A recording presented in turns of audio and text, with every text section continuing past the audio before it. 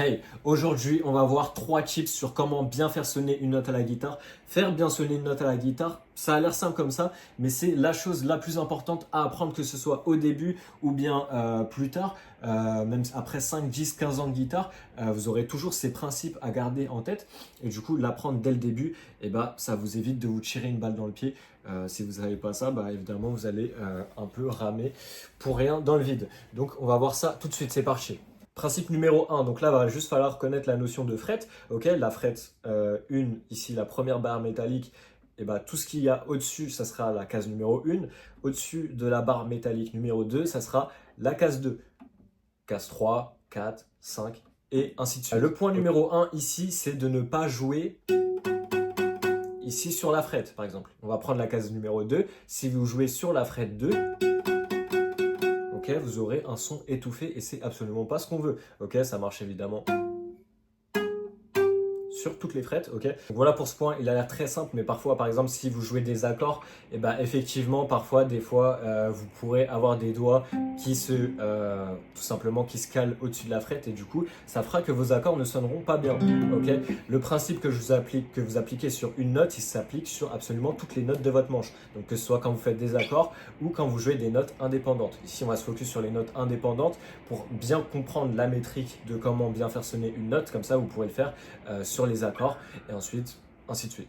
Donc on a vu le point numéro 1 qui n'est de ne pas jouer sur la frette, donc, mais où on cale son doigt, tout simplement, on va le caler pile au-dessus, ok. Ce qui nous amène au point numéro 2, de bien mettre son doigt pile au-dessus de la frette pour avoir le son le plus clair possible, ok. Si vous êtes trop haut, ça va être très compliqué de faire sonner votre note, ou si j'appuie très très fort, ok, ma note elle va sonner, mais c'est pas le but parce que du coup je vais me faire mal, ok.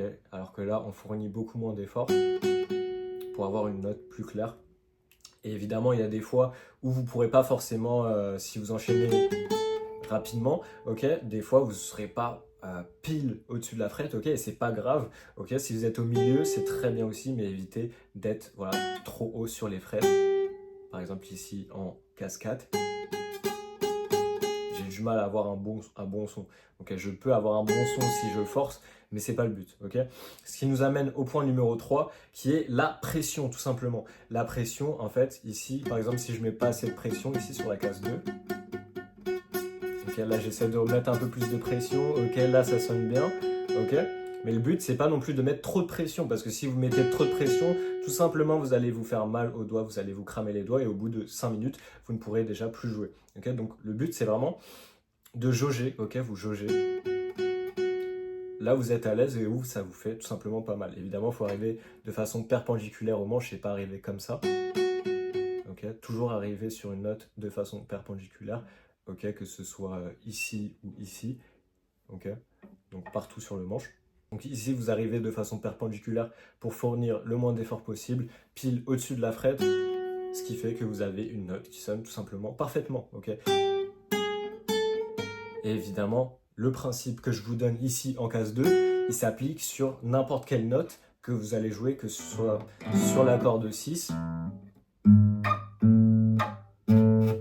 Ok, vous voyez par exemple que si je suis trop haut et que j'applique pas cette pression, j'ai une note qui sonne très très mal. Alors que si je mets la pression suffisante, je mets pas trop de pression, pile au-dessus de la frette, donc je suis pas sur la frette, je vais juste pile au-dessus.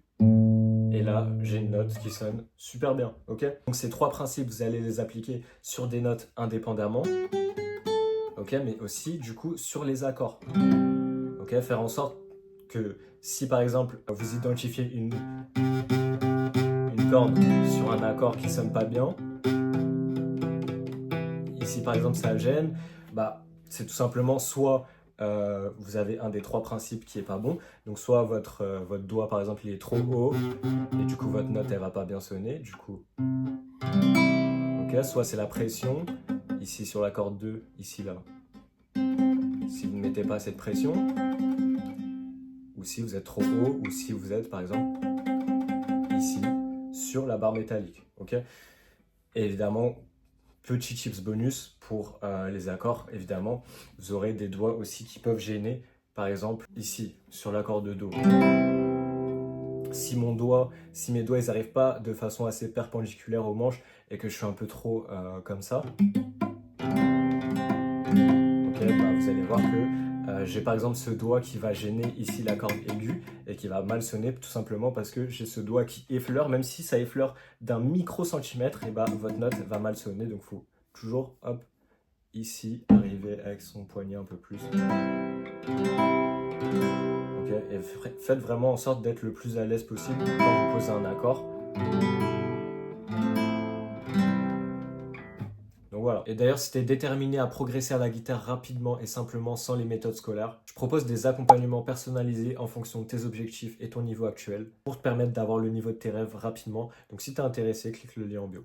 Donc petit récap des tips à toujours absolument avoir en tête et tout simplement après par la suite vous allez le faire inconsciemment. Donc en premier, ne pas jouer sur la frette parce que sinon vous aurez un son étouffé. Ça c'est plutôt logique mais des fois on peut tout simplement l'oublier. En deuxième, super important, la pression. Ok, il faudra vraiment faire ce petit travail où vous allez vraiment prendre votre temps et jauger la pression minimale que vous devrez appliquer pour avoir le rendu maximal. Ok.